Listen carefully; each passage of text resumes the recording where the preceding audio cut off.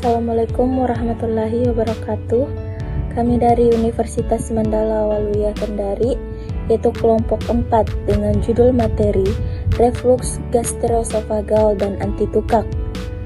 Untuk nama-nama kelompok 4 sendiri ada Agista Amelia, Aulia Amala, Mas Rika, Laude Abdul Aziz Rahmat, Fitri Nur Cahyani Alam, Wawade Nur Fahrawati Fahirin, Kanita Triani Kuara, Muhammad Agung Gumelar, Sonia Marianti Lakapu, Suhartini Ahadia, Zahra Jazia Haju, Siti Hajar, Suryana, Nur Aulia Alna, dan Nur Aini.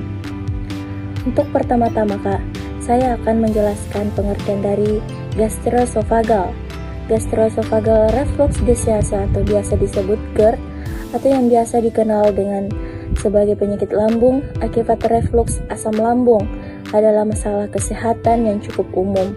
GERD merupakan gerakan membaliknya isi lambung menuju esofagus. GERD juga mengacu pada berbagai kondisi gejala klinis atau perubahan histologi yang terjadi akibat reflux gastroesophagus. Ketika esofagus berulang kali kontak dengan material reflux untuk waktu yang cukup lama, dapat terjadi inflamasi esofagus atau esophagitis reflux, dan dalam beberapa kasus berkembang menjadi erosi. Baik, selanjutnya adalah patofisiologi reflux gastroesophageal.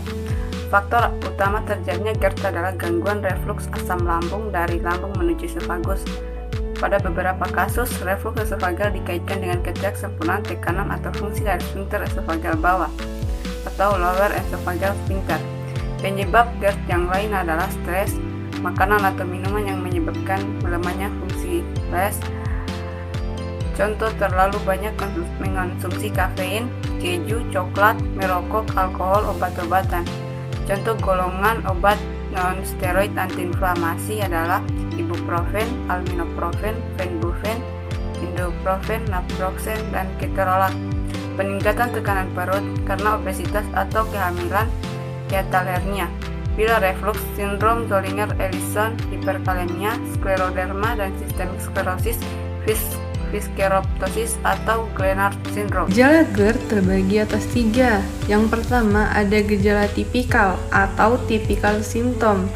Adalah gejala yang umum diderita oleh pasien GERD, yaitu seperti heartburn, belching atau sendawa. Yang dimana heartburn ini yaitu rasa terbakar di dada yang disertai nyeri kadang-kadang bercampur dengan gejala disfagia atau kesulitan menelan makanan, dan juga regurgitasi atau rasa asam dari lambung yang terasa di lidah. Yang kedua ada gejala atipikal atau atypical symptom, yang dimana gejala ini adalah gejala yang terjadi di luar esofagus dan cenderung mirip dengan gejala penyakit lain. Contohnya, separuh dari kelompok pasien yang sakit dada dengan elektrokardiogram normal ternyata mengidap GERD, dan separuh dari penderita asma ternyata mengidap GERD. Kadang hanya gejala ini yang muncul sehingga sulit untuk mendeteksi GERD dari gejala ini. Contoh dari gejala atipikal ialah asma non-alergik, batuk kronis, faringitis, sakit dada, dan juga erosi gigi. Gejala yang ketiga adalah gejala alarm atau alarm symptom, yaitu gejala yang menunjukkan GERD yang berkepanjangan dan kemungkinan sudah mengalami komplikasi. Pasien yang tidak ditangani dengan baik dapat mengalami komplikasi.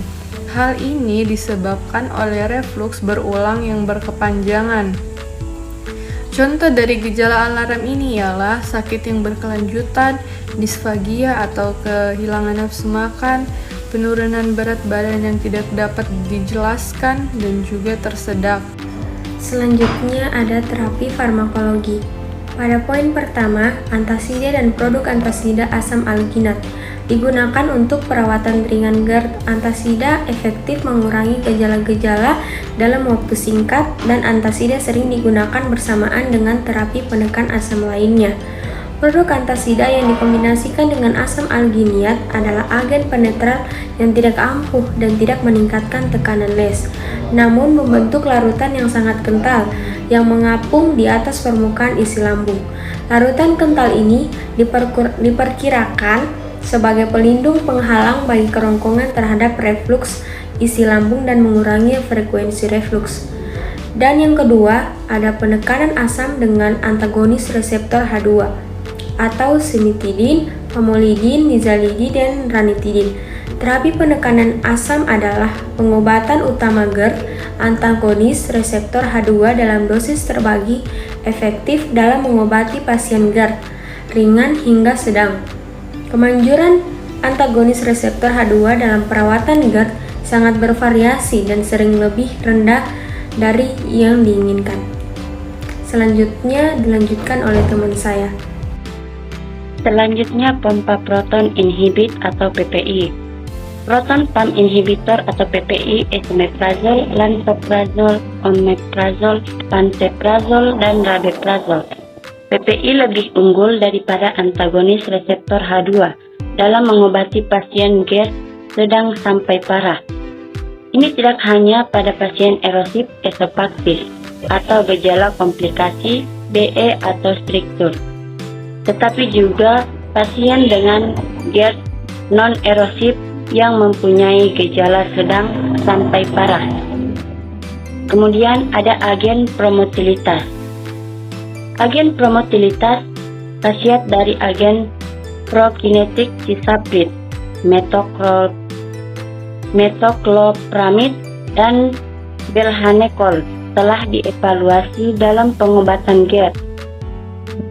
Cisaplid memiliki khasiat yang sebanding dengan antagonis reseptor H2 dalam mengobati pasien esofagitis ringan.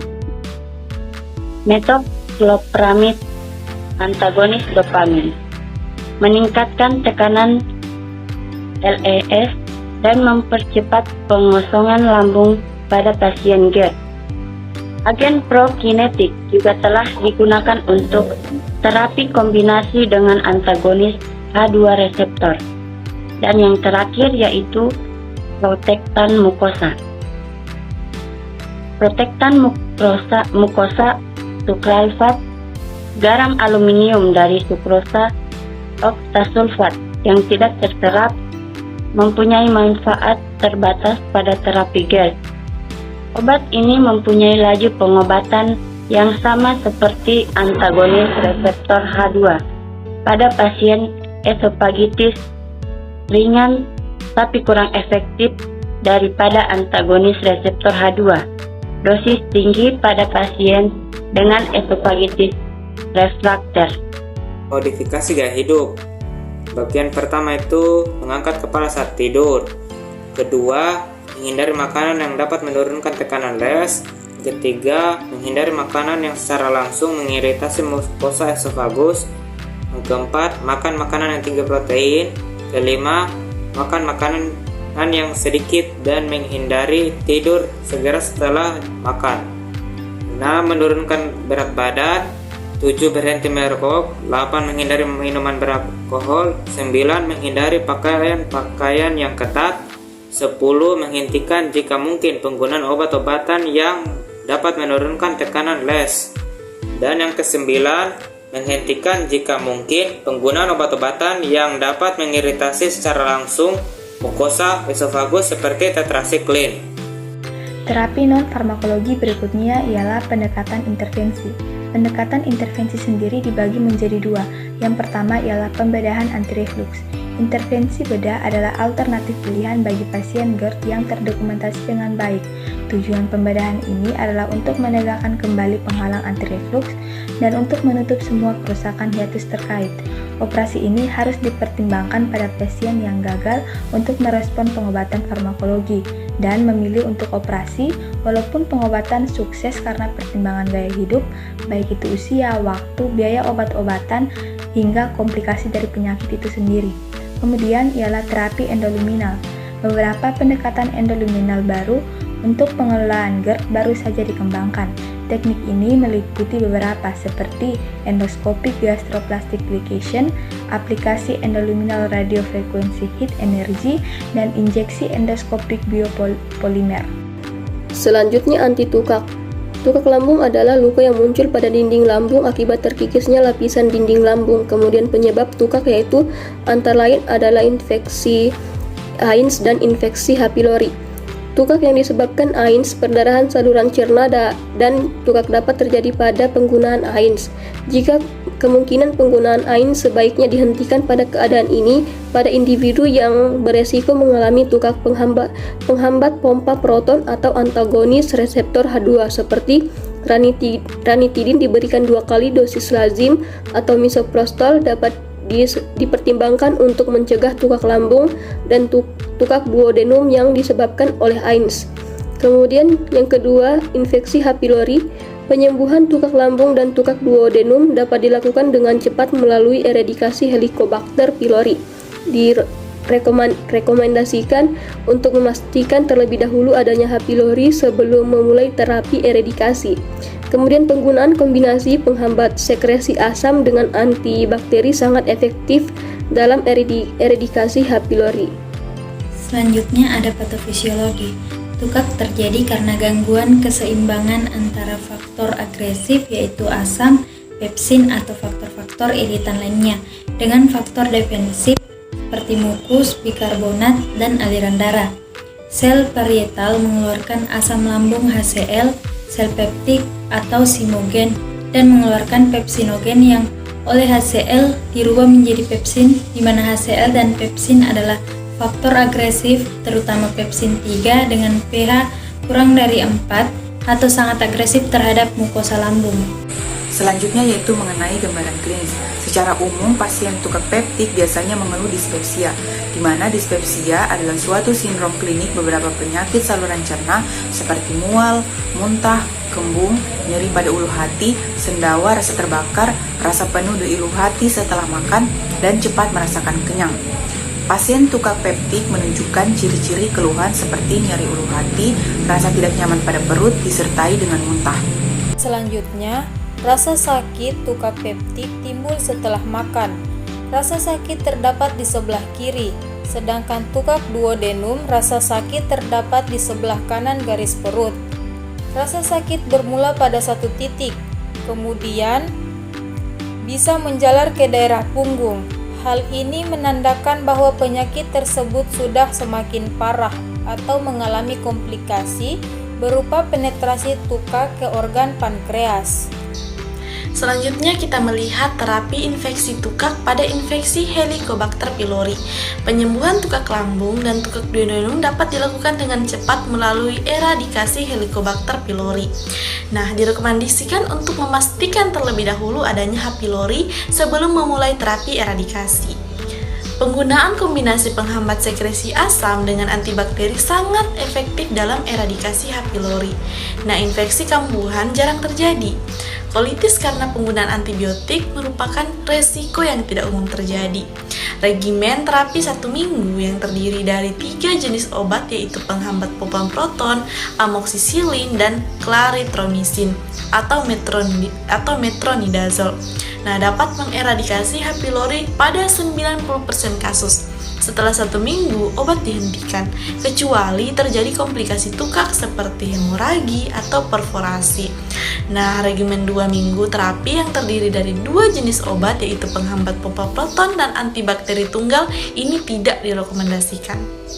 Selanjutnya yaitu terapi infeksi tukak. Pada individu yang beresiko mengalami tukak, penghambatan pompa proton dan antagonis reseptor H2 seperti ranitidin diberikan dengan 2 kali dosis lazim atau misoprostol dapat dipertimbangkan untuk mencegah tukak lambung dan tukak duodenum yang disebabkan oleh AINS. Reaksi kolik dan reaksi diare dapat membatasi dosis misoprostol. Jika terapi AINS perlu diteruskan, hal-hal berikut dapat dilakukan. Yang pertama, atasi tukak lambung dengan penghambat pompa proton dan selama penyembuhan tetap dilanjutkan dengan pemberian penghambat pom proton atau dosis tidak perlu dikurangi karena dapat terjadi tukak yang bertambah tanpa disertai dengan gejala. Yang kedua, atasi tukak lambung dengan penghambat pompa proton dan dilanjutkan dengan misoprostol selama penyembuhan sebagai terapi pemeliharaan atau kolik dan diare dapat terjadi yang memerlukan pengurangan dosis. Dan yang ketiga, atasi tukak dengan penghambat pompa proton. Yang pertama ada yang namanya antagonis reseptor H2, yang dimana semua antagonis reseptor H2 mengatasi tukak lambung dan duodenum dengan cara mengurangi sekresi asam lambung sebagai akibat penghambatan reseptor histamin H2. Obat ini juga dapat digunakan untuk mengatasi gejala reflux gastroesophagus atau GERD. Meskipun antagonis reseptor H2 memiliki dosis tinggi dan dapat digunakan untuk mengatasi sindroma Zollinger-Ellison, namun penggunaan penghambatan pompa proton lebih dipilih. Untuk terapi pemeliharaan sendiri dengan dosis rendah pada pasien mengalami infeksi H. pylori, termaksud untuk anak yang telah digantikan oleh regimen eradikasi. Terapi pemeliharaan kadang digunakan pada pasien yang sering mengalami kekambuhan yang berat dan untuk pasien lansia yang menderita komplikasi dari tukak. Pada pasien dengan usia yang lebih muda, pengobatan dispepsia dengan antagonis reseptor H2 dapat diterima, namun perhatian khusus perlu diberikan kepada orang dewasa yang lebih tua karena adanya kemungkinan kanker lambung. Dan untuk terapi antagonis reseptor H2 dapat membantu pada proses penyembuhan dari adanya tukak yang disebabkan oleh AIMS, terutama pada duodenum. Untuk penggunaan antagonis reseptor H2 pada hematemesis dan melena tidak menunjukkan kemanfaatan. Namun, untuk penggunaan profilaksis dapat mengurangi frekuensi pendarahan dari erosi gastroduodenum pada kasus koma hepatik dan mungkin pada kasus-kasus lain yang memerlukan perawatan yang sangat intensif. Untuk penggunaan antagonis reseptor H2 juga dapat mengurangi resiko aspirasi asam pada pasien obstetrik dan pada saat melahirkan atau sindroma Mendelssohn. Untuk peringatannya sendiri, antagonis reseptor H2 sebaiknya digunakan dengan hati-hati untuk pada pasien dengan gangguan ginjal, kehamilan, dan pada pasien menyusui. Pada antagonis reseptor H2 itu dapat menutupi adanya gejala kanker lambung. Perhatian khusus perlu diberikan pada pasien yang mengalami perubahan gejala dan pada pasien setengah baya atau yang lebih tua. Dan untuk efek sampingnya sendiri dari antagonis reseptor H2 adalah diare dan gangguan saluran cerna lainnya. Ada pengaruh pemeriksaan fungsi hati, jarang dan kerusakan hati, sakit kepala, pusing ruang, dan rasa letih. Efek samping yang jarang adalah pankreatitis akut, AV blok, rasa bingung, depresi, dan halusinasi, terutama pada orang tua atau orang yang sakit parah. Reaksi hipersensitivitas termasuk demam, artralgia, mialgia, dan gangguan darah termasuk agranulositosis. Dan reaksi kulitnya itu termasuk eritema pulsiform dan nekrolisis epidermal yang toksis. Dilaporkan juga kasus ginekomastia dan impotensi, namun itu jarang terjadi. Interaksi simetidin dapat menghambat metabolisme obat secara oksidatif di hati dengan cara mengikat sitokrom P450 di mikrosom. Penggunaannya itu sebaiknya dihindari pada pasien yang sedang mendapat terapi warfarin, phenytoin, dan theophylline. Sedangkan untuk interaksi lain mungkin kurang bermakna secara klinis. Famotidin, niatidin, dan ranitidin tidak memiliki sifat menghambat metabolisme obat, seperti halnya simetidin. Untuk monografi, famotidin indikasinya adalah tukak lambung dan tukak duodenum, reflux, esophagitis, sindrom Zollinger-Ellison. Dosis pengobatan tukak lambung dan duodenum 40 mg sebelum tidur, dan selama 4-8 minggu pemeliharaan tukak duodenum 20 mg sebelum tidur malam. Anak tidak dianjurkan. Untuk reflux esophagitis 20-40 mg 2 kali sehari selama 6-12 minggu pemeliharaan 20 mg 2 kali sehari. Sindroma Zollinger-Ellison itu kita lihat 20 mg setiap 6 jam. Dosis lebih tinggi itu pada pasien yang sebelumnya adalah menggunakan antagonis reseptor H2. Untuk dosis sampai 800 mg sehari dalam dosis terbagi. Selanjutnya di analog prostaglandin.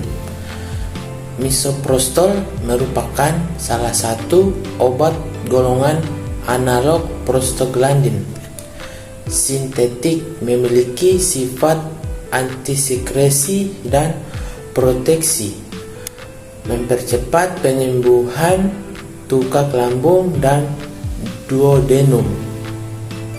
Senyawa ini dapat mencegah terjadinya tukak karena antiinflamasi non-steroid.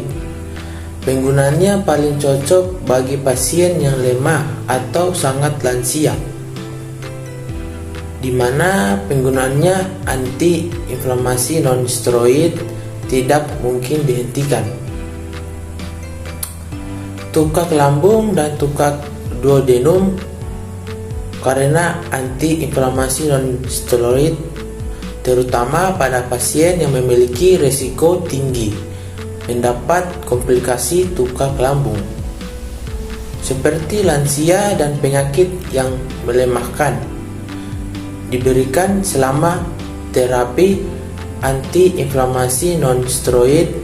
Namun, misoprostol tidak dapat mencegah tukak duodenum pada pasien yang minum antiinflamasi non-steroid. Selanjutnya di penghambat pompa proton.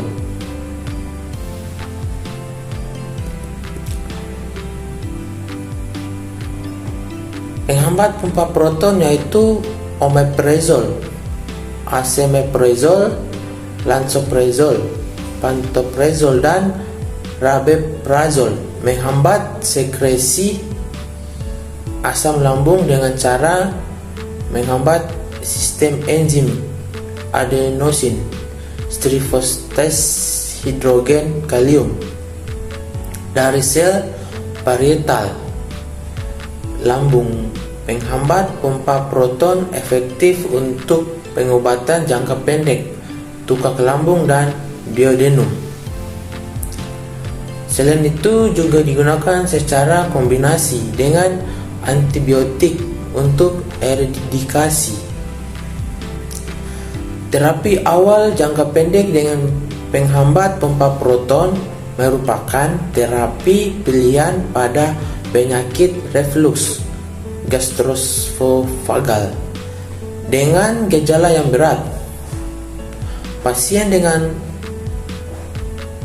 struktur yang ditegakkan melalui pemeriksaan endoskopi juga biasanya memerlukan terapi pemeliharaan dengan penghambat pompa proton. Ini juga digunakan untuk mencegah dan mengobati tukak yang menyertai penggunaan antiinflamasi non-steroid.